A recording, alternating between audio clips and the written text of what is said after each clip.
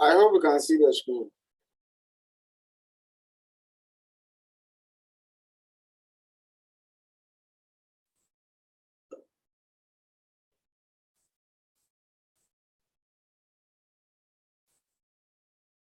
All right, so we are looking at the theory of consumer choice. Okay, the theory of consumer choice.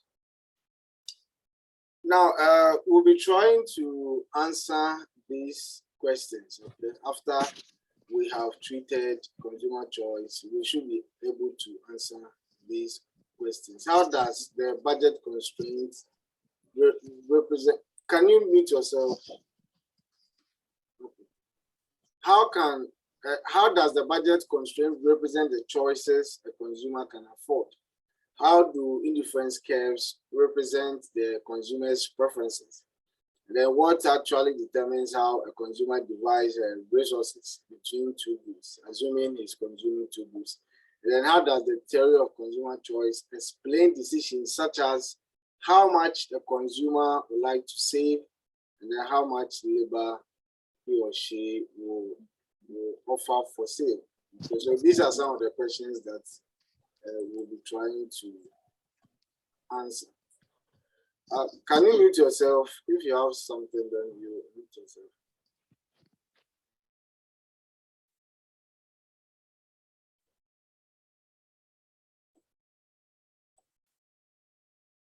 All right. Okay, so the last time we met, we saw that people face trade-offs. Whatever choice that you make, there is an opportunity cost. Okay, if you try to buy more of one particular good, it means that you'll be left with less income to buy another good. So as you buy more of one, you sacrifice the quantity of the other that you can consume. That is a trade-off. Another one is if you want to work for more hours. Okay, when you work for more hours, it means that you get more income and you'll be able to buy more goods and services and increase your consumption. But then as you are working for more hours, you know that you only be left with less hours for leisure.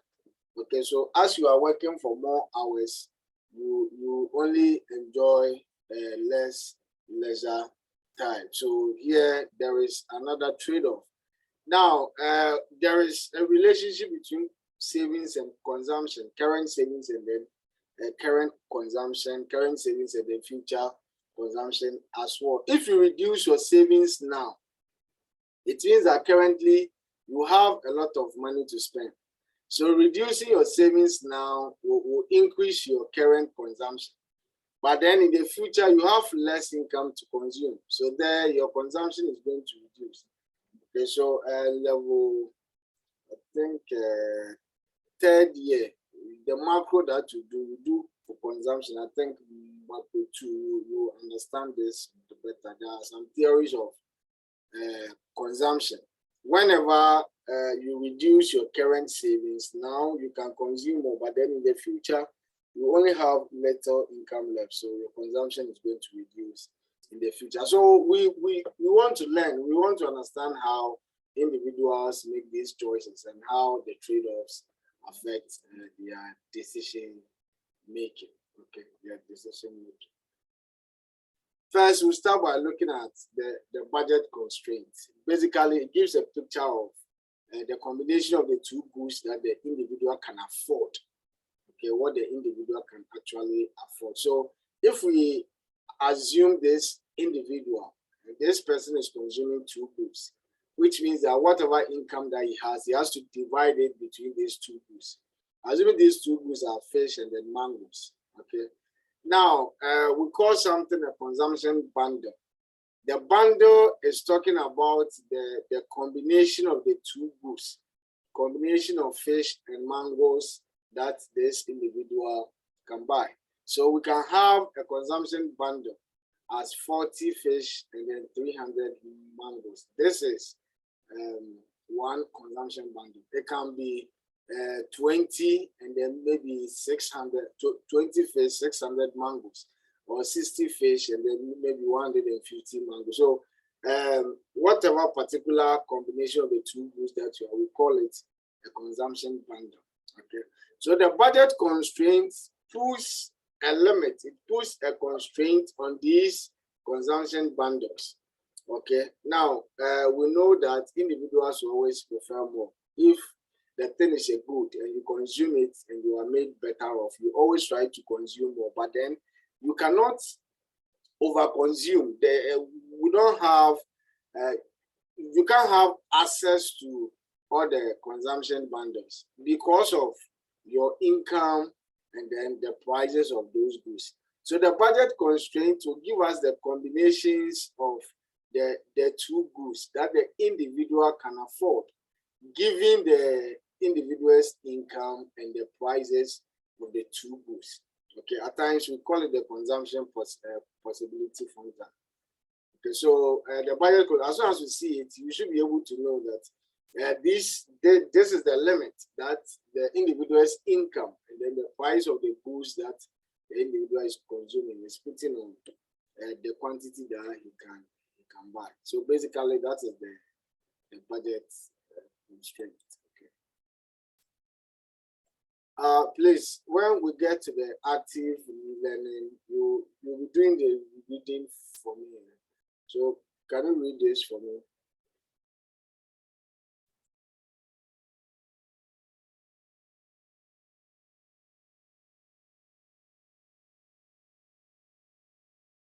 Yeah, Portia.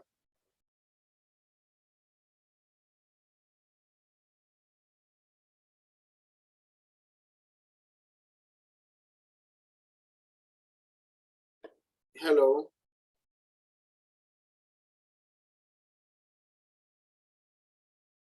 Are you there?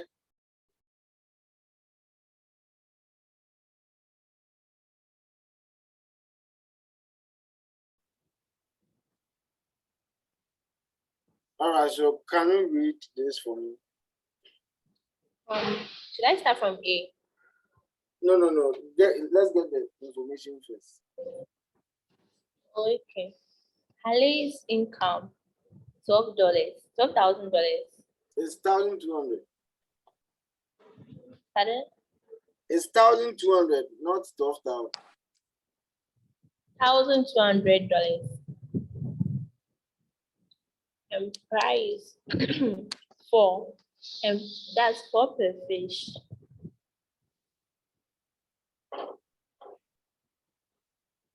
Then price is 1 per mango. Okay, so the price of fish is $4. The price of mango is $1. 1. Okay. Okay, you let me If read this one. Let me read this one. You read the next one. If he spends all his income on fish, how many fish does he buy? Okay, now we are assuming that the person's income is 1,200. The price of fish is $4. So the question is that if he wants to buy only fish, then what will be the quantity of fish that he can buy? So how do we do this? You have income of 1,200. You want to buy a particular good whose price is $4. So if you add if you buy one for $4, then with your income of 1,200, how many can you buy? You can buy 1,200 divided by the price. So if you want to buy only fish, then you can buy 1,200 over 4, and that should give us 300. I hope you understand this. Yeah, I do. So we divide the total income by the price of that good. Then for B, if he spends all his income on mangoes, then how many mangoes can this person buy? That one to be 1,200 divided by what? Divided by 1, which is the price per mango. So this is going to give us 1,200. That is if he spends all the income on mango. Now, the C part is that if he buys 100 fish, how many mangoes can he buy? Okay, your total income is 1,200. Now you are initially buying 100 units of fish. So first, we need to get the total amount of money you spend on fish, and then we subtract it from the total income. We know the income left, and then we can know the amount of mango that he can buy. So if he's buying 100 units of fish, then the total expenditure there, okay, is going to be what? The quantity of fish times the price of fish. Something costs $4. You are buying 100. It means that you have to pay what? $400. Is that okay? Portia, do you understand?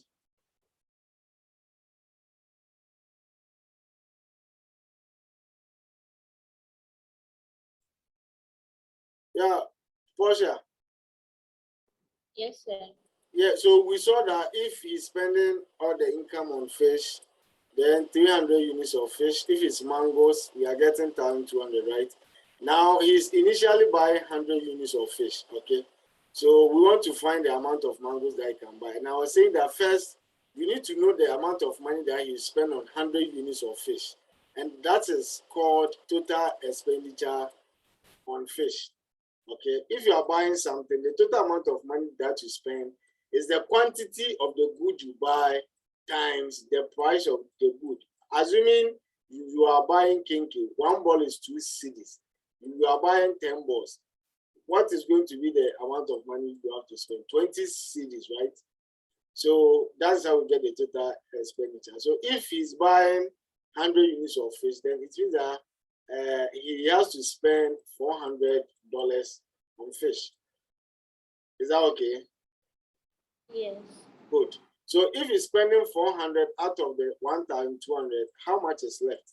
1,200 minus 400, right? And that should give us 800.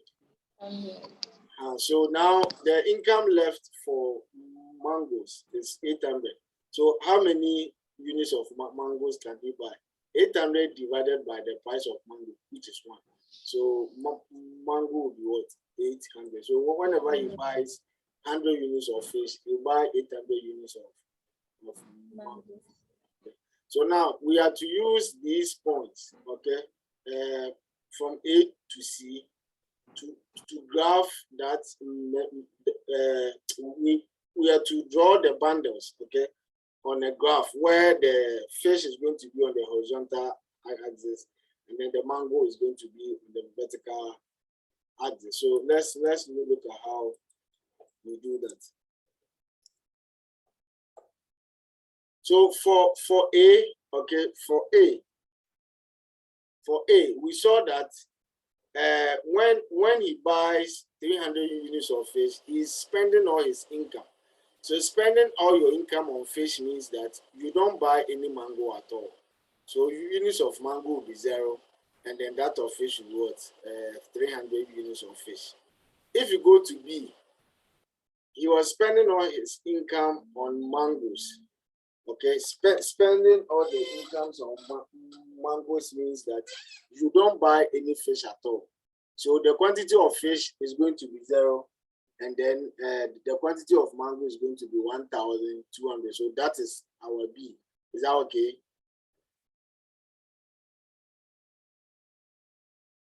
Portia, do you understand? Yeah, I do. Yeah, we are trying to get the budget line, okay, the budget constraint. So the C part, the person bought 100 units of fish and then 800 units of what? Of mangoes. So this point 2 is a point C, 100 and then 800. So when we connect all the dots, okay, we get this straight line. This straight line is called the budget line. The budget line. You can mute yourself. This is what we call the budget line. So whenever you are asked to draw the budget line, you just need this point A and point B. Okay, you just need point A and then point B. Point A is where all the income is spent on one, and then point B is where all the income is spent on fishes at A. All the income is spent on mangoes is at B. So on a general note, if here is good X and this is good Y, then this point A here, okay, is given by income divided by the price of X. And then this B here will be giving us income divided by the price of what? The good Y. But then apart from these two extreme points, we have thousands of points. Okay, thousands of points. Any point on the budget line will exhaust the individual's income. If he consumes point A, he's using up his entire income. If he consumes point B, he's using up the entire income. Point C is using up the entire income. You can try this point 2 and see. Okay, if the numbering is drawn to scale, here he's buying 150 units of fish. One fish costs $4. So 150 is going to cost what? $600. And then he's consuming 600 units of mango. The price of mango is $1. That one to be what? 600. If you add 600 and 600, you see that you get the total income of 1,200.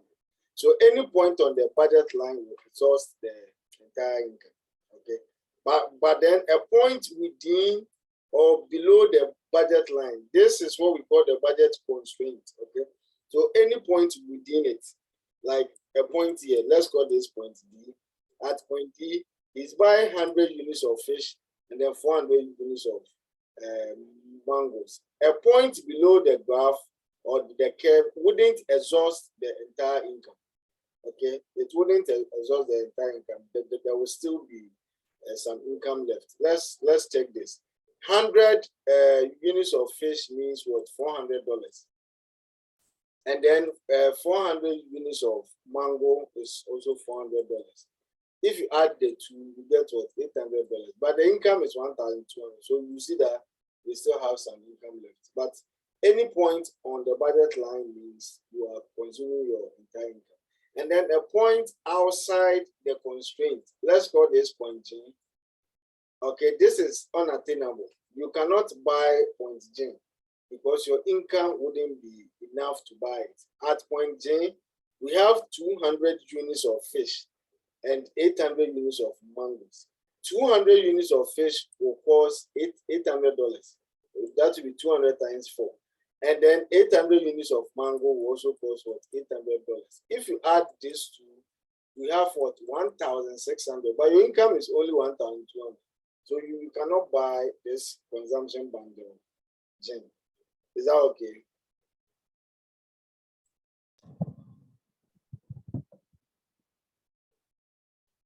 Please, do you understand? I do.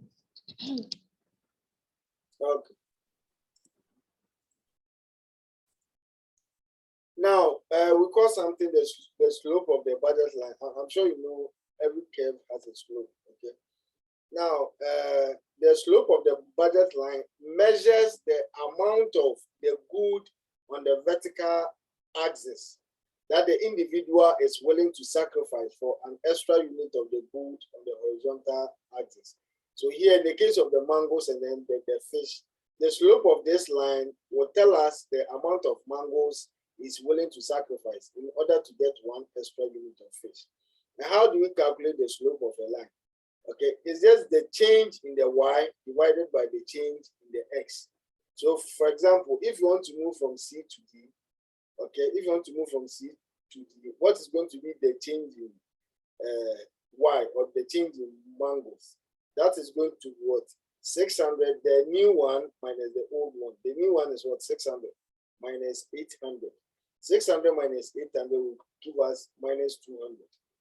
Then the change in x, that's a change in fix. The new one is what? 150. The old one is what? 100. 150 minus 100 is going to give you what? Positive 50. So if you want the slope, it's minus 200 divided by what? Divided by 50. So it's minus 200 mangoes over positive 50 fish. So we have minus 4 mangoes over fish. This means that he's willing, please, we don't add the goose. I'm just trying to explain it. What this means is that he's trying to sacrifice 4 units of the good on top for an extra unit of the good below. So a slope of minus 4, it is minus because the curve slopes downwards, okay, from left to right. So it will always be negative. Now, negative 4 means that the individual is willing to sacrifice 4 units of mangoes just for an extra unit of fish. Okay, just for an extra unit of fish. Is that okay?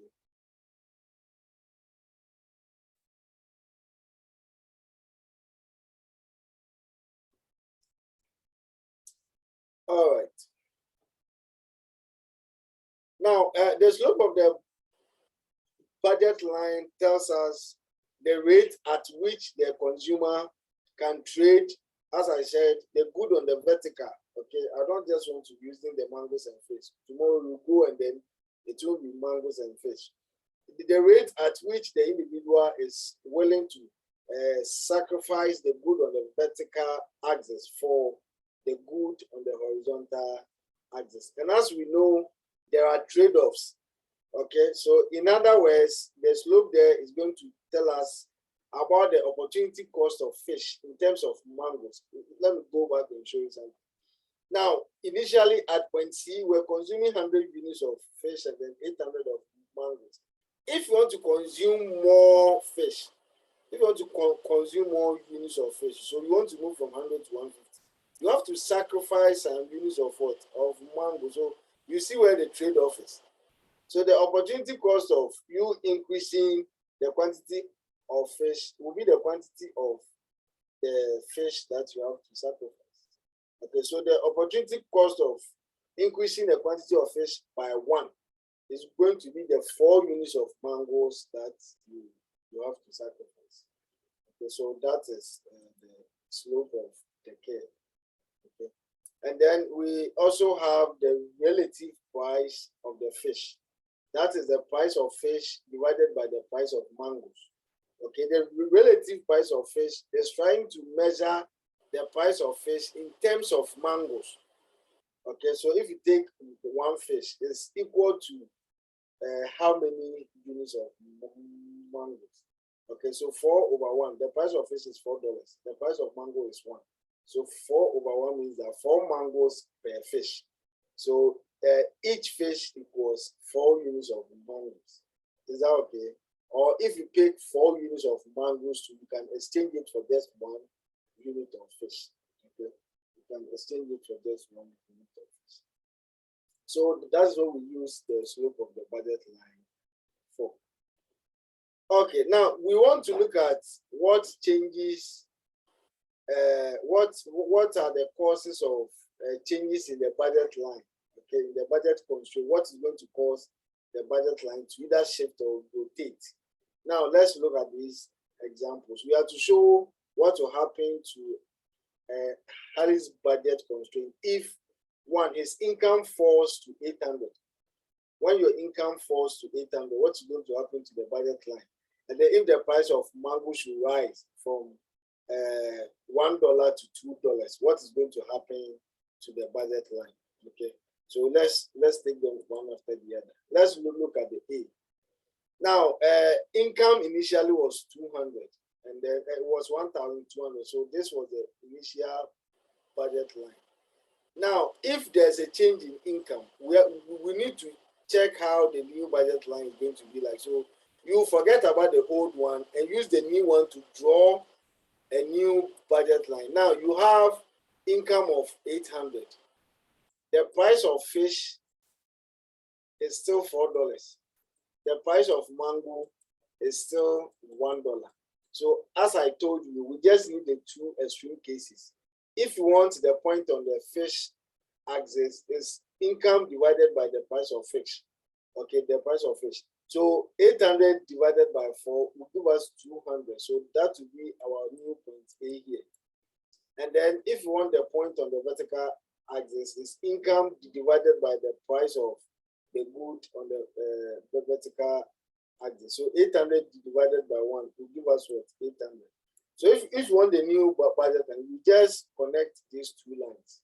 So when income falls from 1,200 to 800, this is what's going to happen. This will be our new budget line. So what has happened to the old one? It has shifted downwards. Okay, it has shifted downwards. So whenever your income falls, the budget constraint will shift downwards, or the budget line will shift downwards. Is that okay? It will shift downwards. Let's assume our income has increased from 1,200 to 1,600. Okay, 2,600. So now we want to draw a new budget line. So the fish axis will be 1,600 divided by 4. That should give us 400. So let's take this as this point here as 400. And then the price of mango is still 1. So 1,600 over 1. You have 1,600 here. So what do we have to do now? We need to connect these two lines. So because of an increase in income, what has happened to the old budget line? It has shifted outwards. Okay, it has shifted outwards. So whenever your income increases, holding prices constant, your budget line will shift outwards. But if your income falls, holding your prices constant, your budget line will shift inwards. I hope you understand.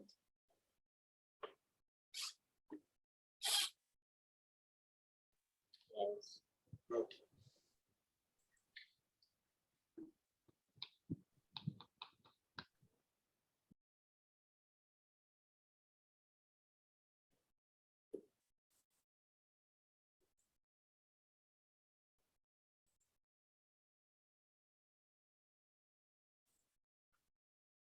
All right. The second one, there was an increase in the price of mangoes, right?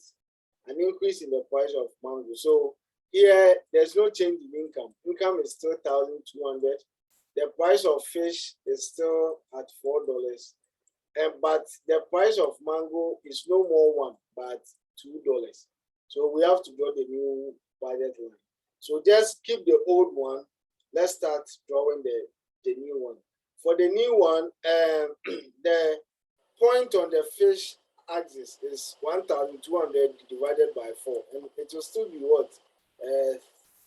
300, because there's no change in the price of fish. So that one is still here. Let's look at the axis for mangoes. Now it's going to be 1,200 divided by 2, which will be 600. So this is the new point. It's no more 1,200. So when we connect the two lines now, what has happened? You see that the budget line has rotated inwards. This is not a shift because this axis hasn't changed. So this is a rotation. So the budget line has rotated inwards. So whenever there is an increase in the price of one good, holding income constant and the price of the other good constant, there is a rotation of the budget line. Okay, the axis that will change is the axis for the good whose price has changed. What this means is that if the price of mango should rather fall from maybe $1 to $0.5, then the budget line will rotate outwards. It's going to rotate outwards. Is that okay? But this one is not part here, but let me show you that. Now, assuming income is still 1,200, but then the price of fish has also increased to, let's say it has decreased to $2. It's initially $4. Okay, let's say it has decreased to $2. And then the price of mangoes has also reduced to $0.5. Now, you see the price has decreased by 50%. Initially, it was 4. Now it's 2. It has decreased by 50%. The price of mango has also decreased by 50%. Initially, it was 1. Now it's what? 0.5. So we want to look at how the new budget line will look like. So just go through the same process. 1,200 divided by 2 is what? It's going to be what? 600, right? So let's assume that this is 600. So the new point on the quantity on the fish axis is going to be 600. If you go to mangoes, 1,200 over 0.5 will be 2,400. So we'll have something like 2,400. So what is going to happen to the old budget line? This will be the new one. So you see that this one will cause a shift in the budget line. Now, what you have to understand is that if you hold the income constant and then the prices reduced by the same proportion, If they all reduce by the same proportion, like this, they've all reduced by 50%, the budget line will shift outwards. It just works like an increase in income. But if we have to increase the price of fish by say 50% to 6, and then increase the price of mango by also 50% to 1.5, that one, the budget line will shift inwards. So that one will act like a decrease in income. Okay, to act like a decrease in income. So these are some of the causes of changes in the budget line. Now let's go back to this example when there was only a rise in the price of mango. Now, when the budget line rotates like this, you see that the old one is steeper than the new one. And the steeper the curve, the higher the slope. So after the rotation, this budget line is less steeper as compared to this. So the slope is going to change. Okay, the slope here is going to change. See, if you want to find the slope of a budget line, it's just the price of the one on the horizontal axis divided by the price of the one on the vertical. You see that initially it was $4 over 1. $4 for the price of fish and then 1 for the price of mango. That is why the slope was -4. Now the price of fish is 4. The price of mango is 2. So we'll now have -2. So you see that there's a reduction in the slope, which means that now the person will only be willing to sacrifice 2 units of mangoes for an extra unit of fish. But initially he was willing to sacrifice 4 units for 1. Is that okay?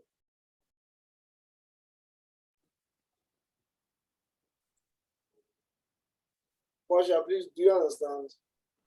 Yeah, I do. Okay. All right, then we have indifference curves. Okay, indifference curves.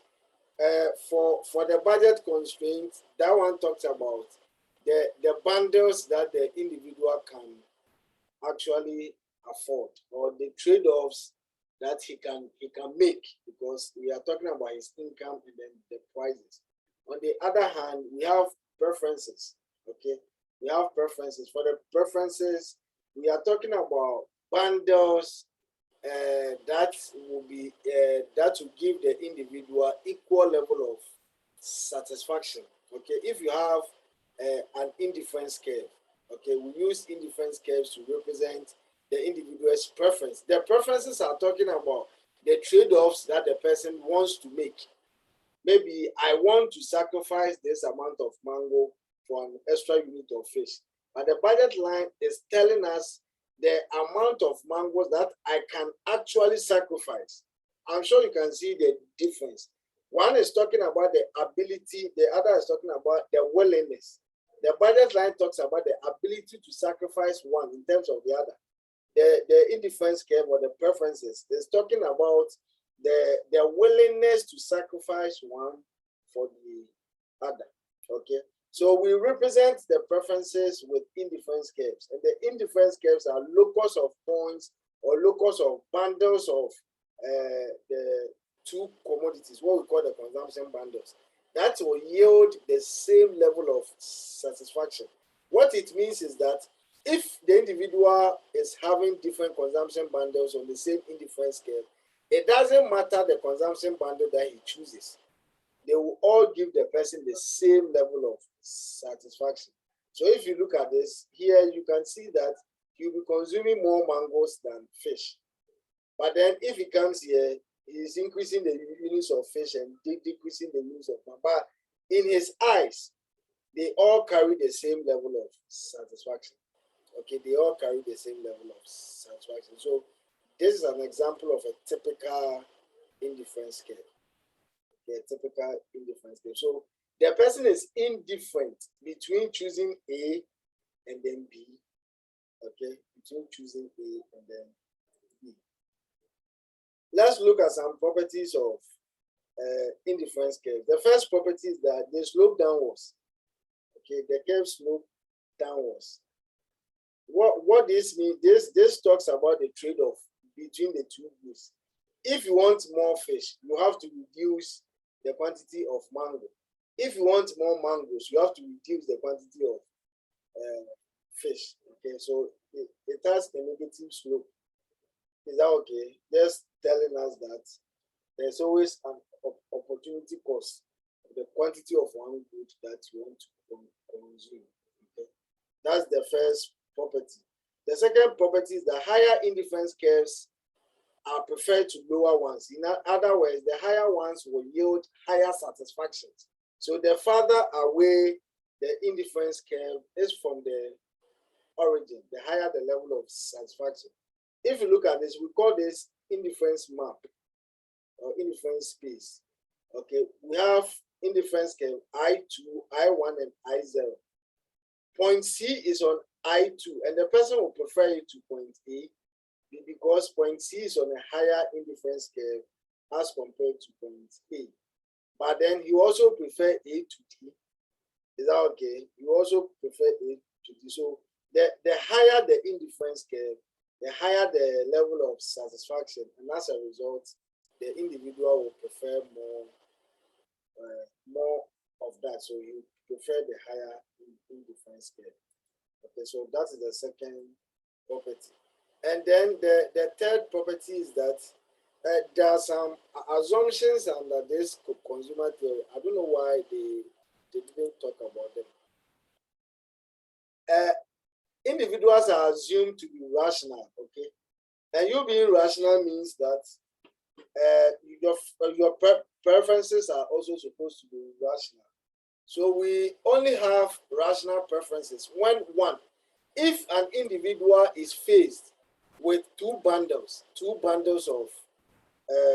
consumption, the person should be able to make a choice. Tell us whether you prefer A to B, or you prefer B to A, or you are indifferent between the two. You should be able to make a choice. Don't tell us that you don't know. You don't know if A is better than B or otherwise. You should be able to know. And then the second thing is that if you are faced with bundles A, B, C, your preferences are supposed to be logically consistent. What this means is that if you prefer A to B, okay, you prefer A to B, and you prefer B to C, then you have to prefer A to C. We call it the axiom of transitivity. When you do critical thinking, they call it hypothetical syllogism. Okay, if you prefer A to B, okay, and you prefer B to C, then you can't tell me that you prefer C to A. I hope you understand what I'm talking about here. Portia. I understand. Good. And also, if you are indifferent between A and B, and also you are indifferent between B and C, then you have to be indifferent between A and C. If you see A to be the same as B, and you see B to be the same as C, then A must be the same as C. So these two things must hold. First, you should be able to make a choice. And secondly, your choices should be logically consistent. Then we say that your preferences are rational. So the indifference curves, they follow the law of transitivity. And the more is better assumption. The more is better is what we just saw. We always prefer bundles on a higher indifference curve to lower indifference curve. So now the second property is that the two indifference curves cannot cross each other. When they cross each other, they violate the transitivity rule. Let's look at why we say so. If you look at this indifference curve, I4, okay, and then I1. I'm sure that you can see that here, I1 is higher than I4, right? But if you take point A is on the same indifference curve with B. Okay, you see that they are on the same indifference curve. So A will be equal to B. The person will be indifferent between A and B. And then if you look at A and C, that one to be on the same indifference curve because A is standing at the point where the two curves meet. So A must also be equal to what? C. So from the transitivity rule, if A is equal to B and A is equal to C, then B must be equal to C. But that is not what we see here. B will be preferred to C. Why are we saying that B will be preferred to C? Check the bundle for C. If this is the bundle for C, this is the bundle for B. And I'm sure you can see that you always go for B because B has more of both goods than C. So if we say that B is the same as C, we are violating the more is better assumption. We want more than less. Okay, but from here, the transitivity rule is saying that if you are indifferent between A and B and indifferent between A and C, then you have to be indifferent between B and C, which is not true. And this contradiction is happening because they have crossed each other. If they hadn't crossed each other, this contradiction wouldn't have happened. So the indifference curves shouldn't cross each other. It is not possible. Okay, when they do that, they are going to violate the assumptions. That's why we are saying indifference curves shouldn't cross each other. Is that okay? Yes, please. All right.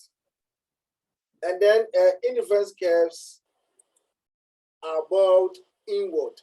Okay, they bow inwards. What this means is that if you are at the top here, the slope of the curve is higher than when you get here. The reason is that even based on the steepness, you see that here the curve is steeper than here. Here it looks like at B, it looks like the curve is lying down. And I told you that the steeper the curve, the higher the slope. So if here the slope is 6, here the slope is 2. It means, and remember, the slope talks about the quantity of mangoes that the person is willing to sacrifice for a quantity of fish. Okay, so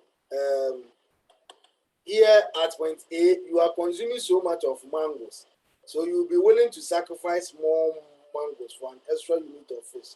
But by the time you get to B, you are just consuming just a small quantity of mango. You wouldn't be willing to sacrifice more mangoes for fish. So as you are moving down the indifference curve, okay, to the bottom right corner, the willingness of the individual to sacrifice mangoes for fish will fall. That's why it bows inwards.